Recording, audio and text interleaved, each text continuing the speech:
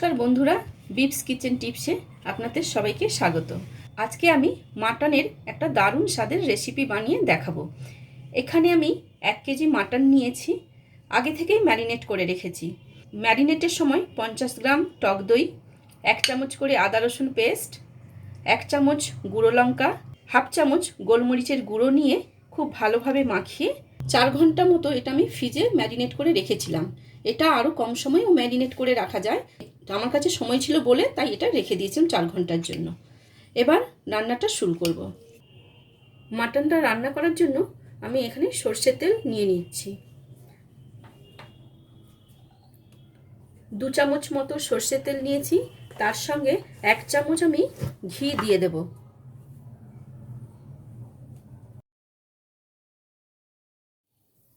এখানে আমি কিছু ফোড়ন নিয়েছি। এটা হচ্ছে সাজিরে, এটা হচ্ছে গরম মশলা। গরম মশলার মধ্যে রয়েছে লবঙ্গ, এলাচ, দারচিনি, একটা বড় কালো এলাচ নিয়েছি, কয়েকটা গোলমরিচ নিয়েছি, এখানে জয়িত্রী নিয়েছি অর্ধেকটা, 2টো শুকনো লঙ্কা আর 2টো তেজপাতা। এই ফোড়নগুলো সব একসঙ্গে দিয়ে দেব।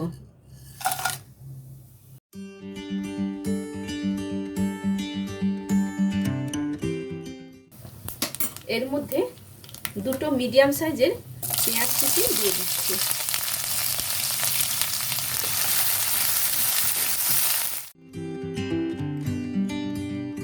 পেঁয়াজগুলো ভাজা হয়ে গেছে।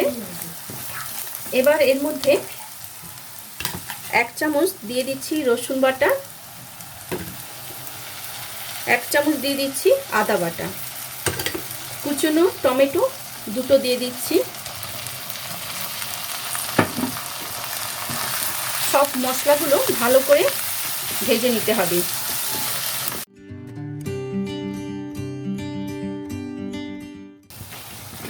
এবারে এর মধ্যে কিছু গুঁড়ো মশলা দিচ্ছি।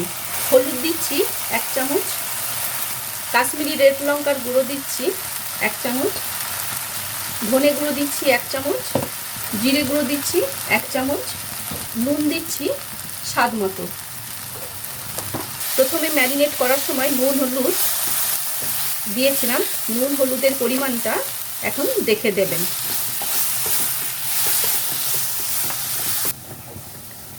অল্প একটু জল দিয়ে দিচ্ছি যাতে মশলা কোনোভাবে পুড়ে না যায়।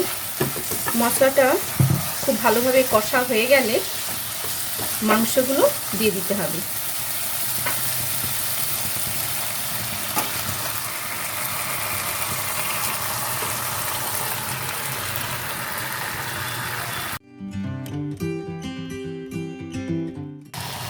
মাংসটা খুব ভালোভাবে কষাতে হবে। এখানে এই মাংসের সাথে আপনারা আলুও দিতে পারেন, কিন্তু এখানে মাংসের পরিমাণটা বেশি রয়েছে বলে আমি আর এখানে আলু দিচ্ছি না। মাঝে মাঝে ঢাকা দিয়ে লো ফ্লেমে এটাকে রান্না করে নিতে হবে।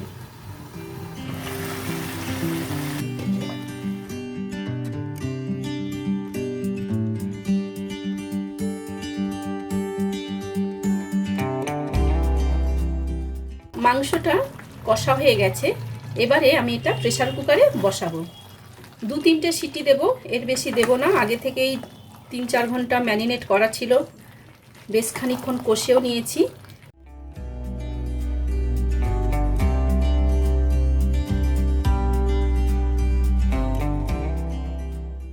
কড়ার মধ্যে যে মশলাটা লেগেছিল তার সঙ্গে আরও বেশ কিছুটা জল দিয়ে গরম করে নিয়েছি, সেই জলটাই এখন দিয়ে দিচ্ছি।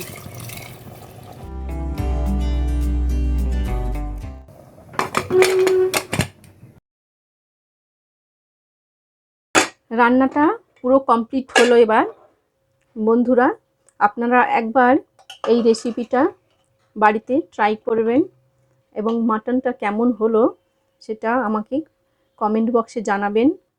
ভিডিওটি ভালো লাগলে লাইক করবেন, শেয়ার করবেন বন্ধুদের সঙ্গে, আর আমার চ্যানেলটা সাবস্ক্রাইব করবেন। নমস্কার।